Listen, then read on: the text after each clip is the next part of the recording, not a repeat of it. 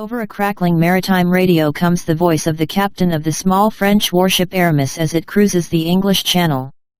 In heavily accented but precise English, he instructs P&O's Pride of Kent ferry to move out of his way so he can shepherd a boat full of migrants floundering off the French coast towards British waters. In the radio message, heard and recorded by the Mail on Tuesday morning, Aramis's captain says the dinghy is on his port side and he is escorting the tiny vessel safely on its journey in the channel. The captain's instruction was issued an hour after dawn on an extraordinary day in the world's busiest shipping route when nearly 400 migrants sailed from France and successfully reached the Kent coast.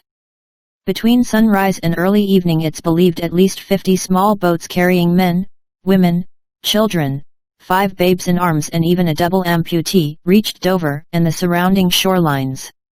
The tally, given to us from sources in the Kent area, is far higher than the official count of 32 boats issued by the Home Office. Disturbing photos taken before dawn have emerged of migrants on a North French beach, near the seaside town of Gravelines, being put into boats by people smuggling gangs seizing the opportunity of dispatching them to Britain on the last calm day before autumn storms hit the Channel. Yet whatever the plight of the migrants that day, the French warship's instruction to the Pride of Kent, ploughing from Dover to Calais, is highly controversial. A second radio message picked up by the Mail and made by the same Aramis captain 5 minutes later is equally astonishing.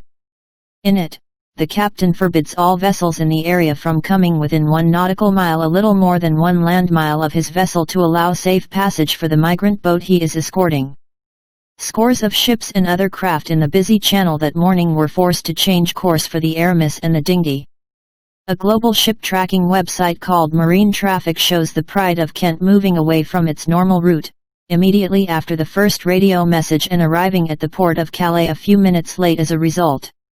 An officer on the ferry can be heard agreeing to change course to starboard before the French captain, in an accent straight out of TV sitcom Allo, Allo, replies, "Thank you for your cooperation."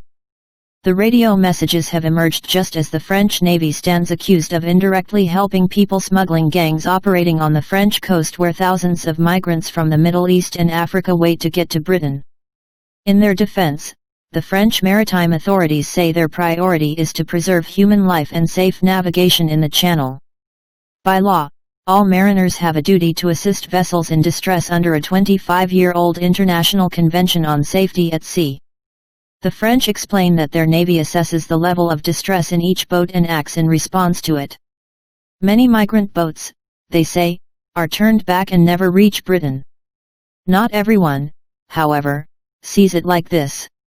Earlier this year, Maddie Allen, of the charity Help Refugees, told the House of Commons Home Affairs Select Committee there is scant evidence that the French authorities are encouraging migrants to apply for asylum there.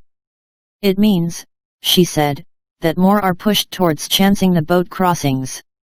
This week, clandestine Channel Threat Commander Dan O'Mahony, appointed by Home Secretary Priti Patel to combat the arrivals, met French Ambassador Catherine Colonna in London to discuss how best their countries can stop migrants leaving French shores in the first place.